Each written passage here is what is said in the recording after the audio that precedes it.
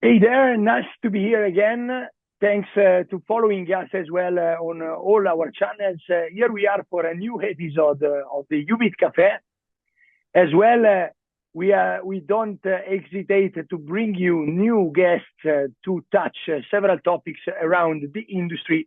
And today I'm very honored to bring Stephen and Sophia from HE.SHE.THEY. Thanks to be with us. Thank you for having us. Thanks.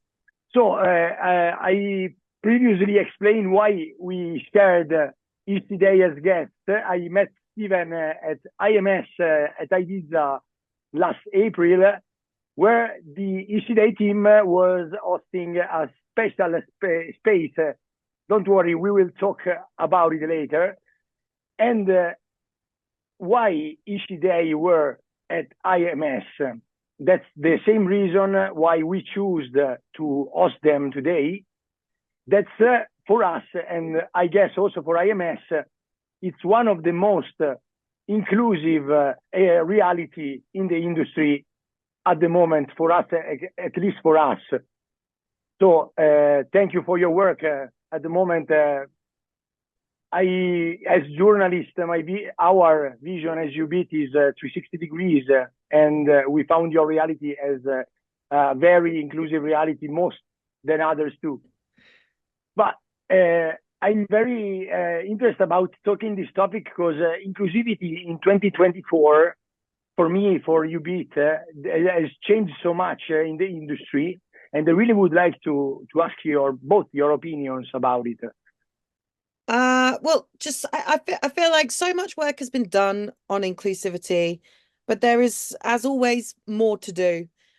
So honestly, it's a real honor for us, like, to have the opportunity to bring really diverse and authentic talent to the forefront and make sure that we're giving opportunities to all different types of people who've been marginalized in the past, and to also, we feel we have a responsibility from working in dance music to educate the younger dance floors coming and raving all over the world, about where the roots of the culture of the things that they love came from, and how the communities in places like Chicago and Detroit were largely Black, queer, Latino.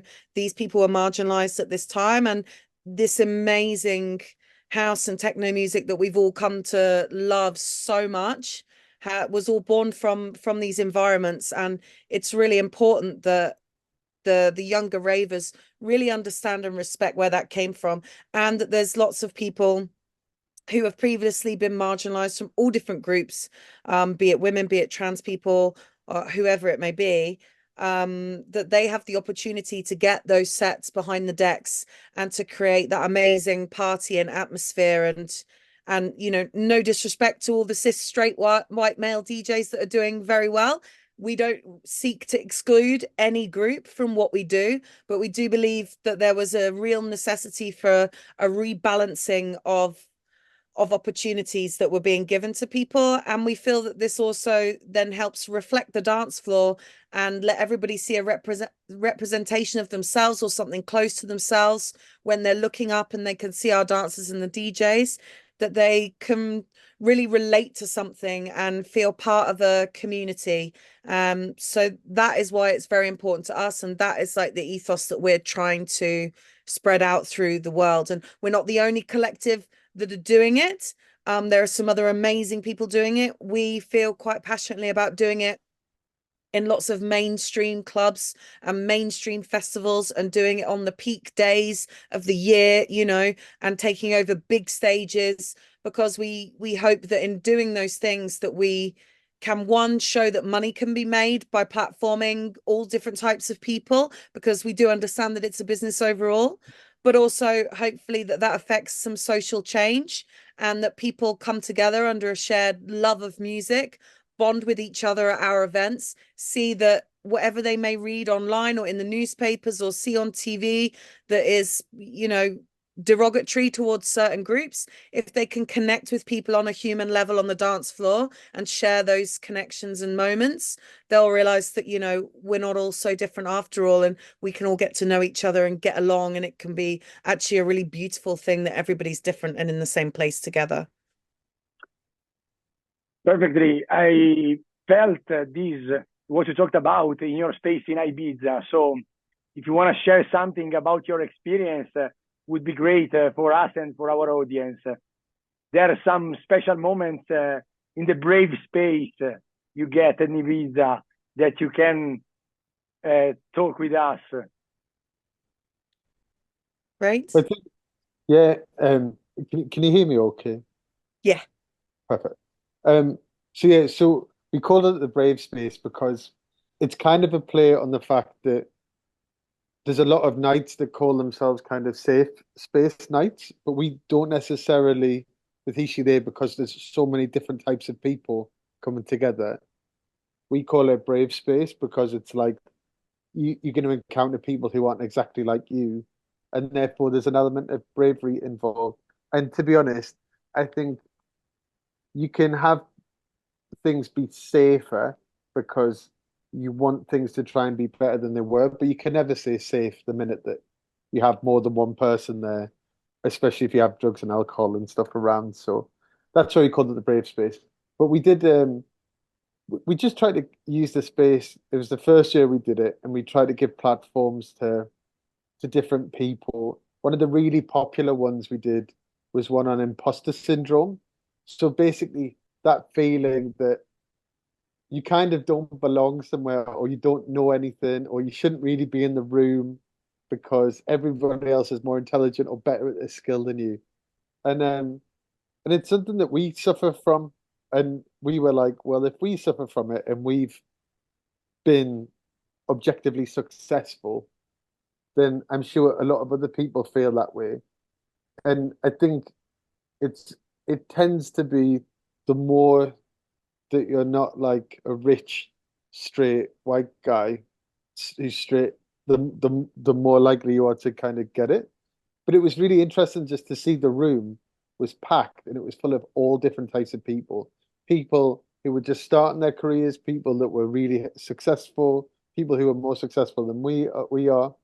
And you're like, God, it's almost just a curse of the 21st century to feel inadequate because I guess to a degree, everything in marketing is always designed, or magazines are like, try this diet, buy this product to have a better life, like da da da da da. Like we're always marketed to and told that we're not good enough just to be ourselves, that we need to improve, that basically we're a piece of shit unless you buy this lipstick. So like we had that and like that was really good. And to be honest, we're gonna build on what we did last year with a whole bunch of other things because what we like to do with HE.SHE.THEY is not just decide what people want to find out about. We really want it to be a community where if someone comes up to us and goes, we'd love to have a conversation based on religion, for instance, and how that impacts things, and trying to be like reconcile your Christian or Muslim belief with being a clubber, or in England particularly there's a lot of barriers because England's still quite a class system. So it's hard to be working class and like to succeed in music. It's really hard if you aren't born into a family with a lot of money.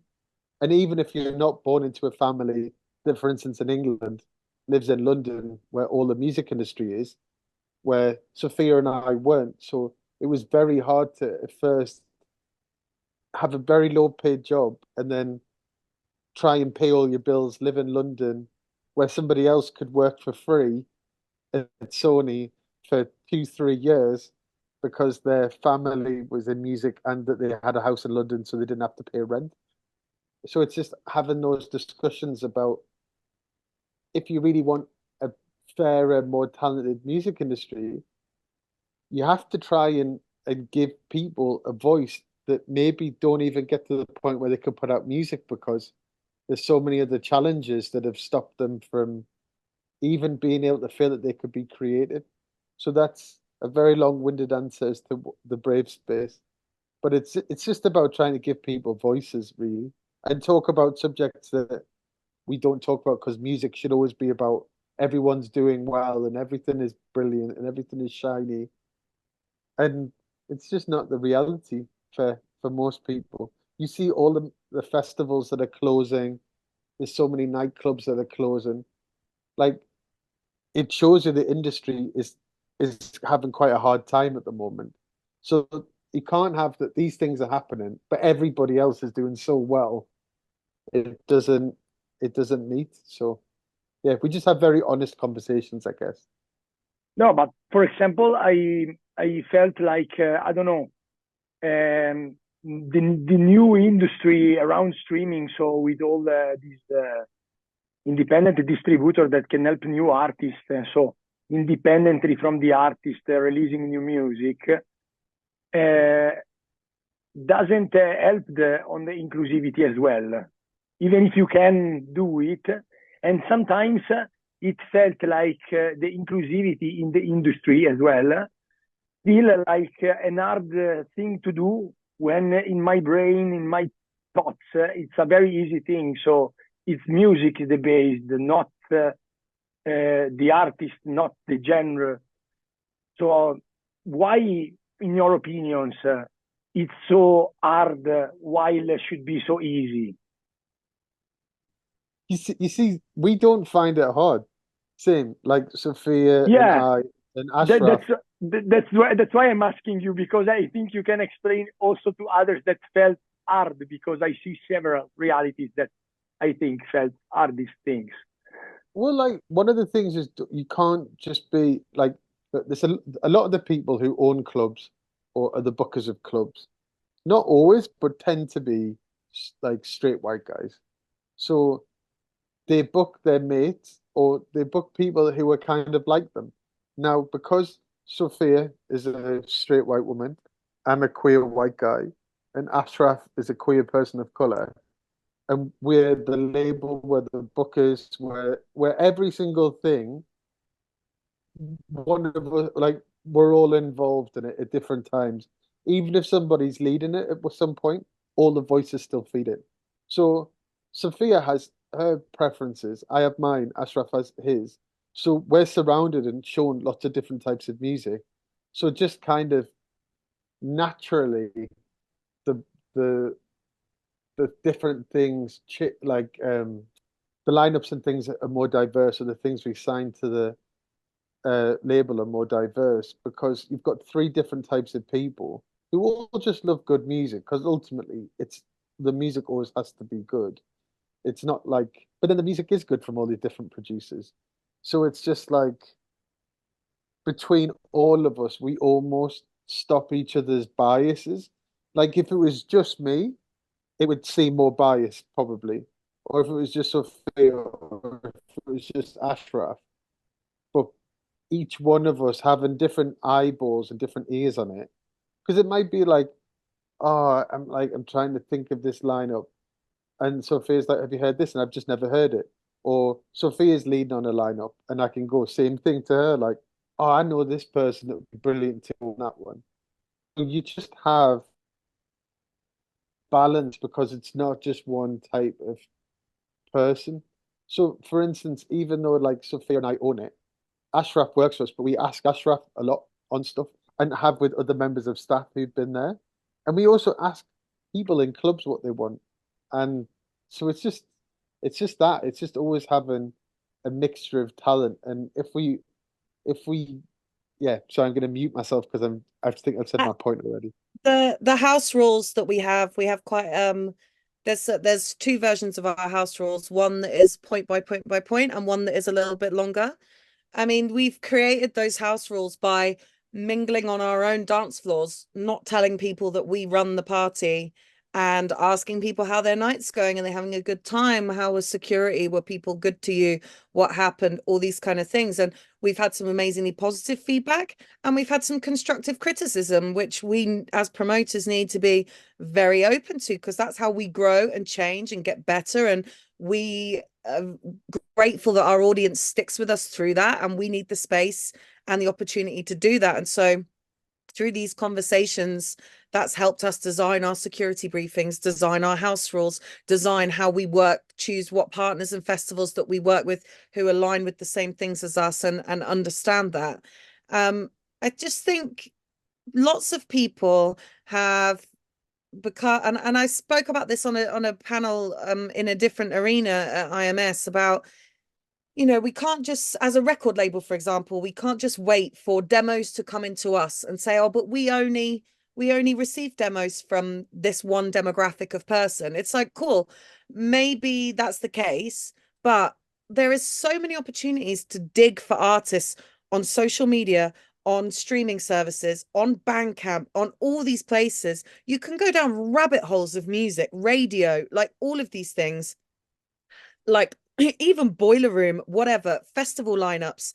There's so many resources out there to be like, oh, who's that artist name? Who's this? And we've discovered people like this. And so I find I get a little bit frustrated sometimes at what I perceive as a little bit of laziness. That because there's so much talent out there if people want to choose to find it. And finally, to follow You on, literally just have to type into fucking Google, like it's there. Or Spotify recommends as well. Or like if you like this male DJ, go and look what their top tens have been on Beatport, and then you'll find different types of people there. yeah, Like Sophia says, there's no excuse. It's really easy. It's almost like you're agree. deliberately not doing it now. And Yeah, that's your job if you're a booker or A&R. It's literally your exactly. job. It's literally a job.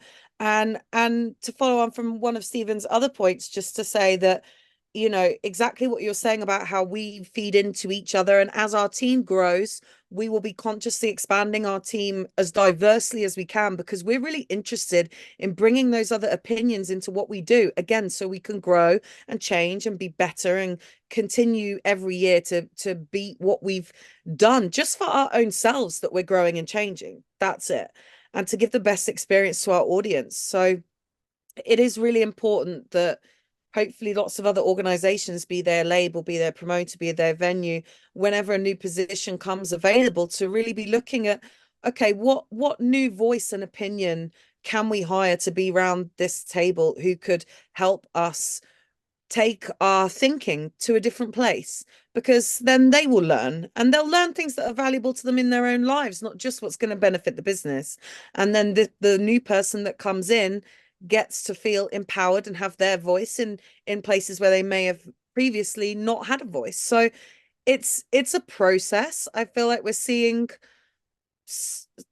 diversity move in a direction on the DJ front, but it's a little slower behind the scenes. It's still changing behind the scenes. We've noticed it and seen it, but it is a little slower. So it's about that incremental change. And we have no idea quite how much difference he, she, they is making, will continue to make.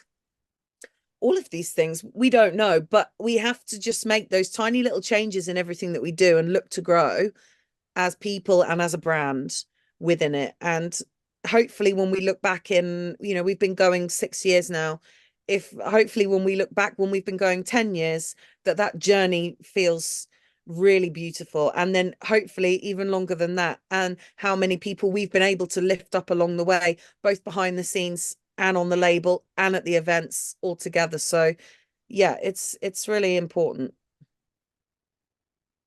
So I see you are very working so hard for the future too. So I really would like to ask you what's coming next in this 2024 for HE.SHE.THEY Day, if you can obviously talk about it, both for the record label side, because we found so much interesting releases you published, and we supported too in our playlist in the past. Thank you very much. Thank you. That really means a lot. We really hope that I mean, we have we had a great release with Baby Weight last year, which went so well. So we have another release coming from Baby Weight. We have a lot of repeat visitors to the label. I think people are very happy to, when they've worked with us, to come back again. So that's just to name. I mean, there's so many artists that are coming up, which is just really, really exciting. So it's, I don't know, it's really hard to pick actually. We're booked for the rest of 2024 and we're booked into 2025 already. Probably Q1 is booked. We're probably receiving 20 to 30 demos every week. from all different sizes of artists, some that we're very humbled to receive things from. And so we're really excited to kind of level up the label as we go into 2025 and start signing those new, bigger talents. We had a documentary come out this year as well, with Beatport, that is on YouTube at the moment. We're really, really proud of that piece, and we really feel it shows our origin story. So that's been like a really big highlight for this year, and it's had a lot of views on YouTube now, like nearly 400K. So that's quite overwhelming and amazing. And Stephen, do you want to mention events wise what we've got coming up? God, we're everywhere. We're going to South America at some point, and we're going to go to Australia at some point, and I think we're going to go to Africa at some point, and I think we're going to go back to Asia at some point, as well as the European and North American things. We've got just before we can announce stuff, but we're booking it at the moment, so it will happen. In Italy? In Italy, well, in Italy, we were going to do something, and then the club closed down, so that was annoying. But it shows you an artifact of how things are. We'll probably at some point go back to Puerto Rico. We did Cafè Future before. I know, for Kappa, I know. Yeah, my colleague have been to your stage. Oh, nice. It was a lot of fun. We had a torrential rainstorm, and Crystal Clear and Matissa were absolute champions because Derek Carter got caught in the storm and with a travel nightmare. So they played a double set in like this crazy storm. And then Yobza like came on, and it was like sheet rain, but everybody was raving like crazy. And it was so special. Floor Plan killed it, as they always do. Yeah, that was a really special day. Kappa is a really, really great festival. It's a real pleasure to rave with the Italians there. But Perfect. We'll be back. We sold out Puerto Rico for Pride actually, and then we did a party in Rome as well, and yeah, we'll be back to Italy. I mean, we just got Italian agents and stuff, so people are working on trying to bring us back. The Italian crowds are great, but Yeah. also I think Italy is one of those places that could do with a bit of diversity in their dance scene, just because sometimes you go to raves in Italy and it's very like man, and we want to kind of create spaces that women can feel that they've got as much of a place as men. So, I mean, not just in Italy, in lots of countries, but it's one of the things we noticed. We're really, really excited about our Ibiza season this summer. So we start on the 30th of July, Amnesia, for 8 Tuesdays in a row in the main room. And we just actually had a really exciting call today about some potential new interesting production bits we might be able to add. So very excited about that. We'll be bringing back another amazing crew of dancers, and we're really happy with the lineup. We're overwhelmed by the support of artists that wanted to be on the lineup. So we're looking forward to extending the season, hopefully next year, so we can bring even more artists who wanted to play, but we couldn't make the avails work this year. And we have lots of great festivals. We have a little takeover at Glastonbury. We just did a takeover at Coachella, which was really special. Lost Village, which is one of our favorite festivals. That's going to be our team weekend out, actually. All 3 of us are going to go, and we're going to let loose. We're going to maybe have a couple of tequila shots, and we're going to have a dance. So yeah, we're really looking forward to that one too. And about the record label, are you thinking about open to new genres, or following up this underground techno or tech house path? We're always open to well, new. We noticed that you've got a jungle top on. Really, you've got a jungle. That's second. And Sophia and I. Some people in Ibiza as I don't know. It's shared the T-shirt with me, and I would like to have one too, and I bought it. So. We're open to all genres always. Like, we don't have any rules with the record label. It's basically a rule of, if we love it, we sign it. It doesn't matter if it's drum and bass, if it's jungle, if it's techno, if it's house, if it's down tempo, melodic, breaks, whatever it is. So there'll just be more of that from us. I really like the fact that people who pick up our club promo list never really know what the next release might sound like on HE.SHE.THEY.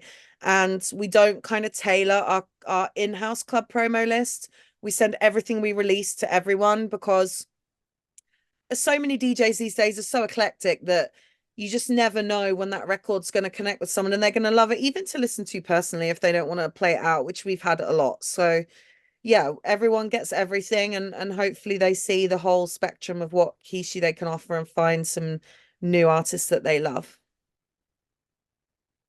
So I'm very honored to have you today. So I suggest to all our followers to goes to this event. If you go to Ibiza, get your tickets for an HE.SHE.THEY event. Trust us, would be a very good spot, and you have for sure fun. And obviously get a listen also to the releases. Thanks Steven and Sophia to be with us. Thank you so much. One of our next, as you say, one of our next releases is in Italian. Is in Italian. It's Giulia Tess. So no, Sophia, do you want to take it? Because my internet's not very good right now. So I don't want spoiler. I will try to. Oh no, I will try to find it.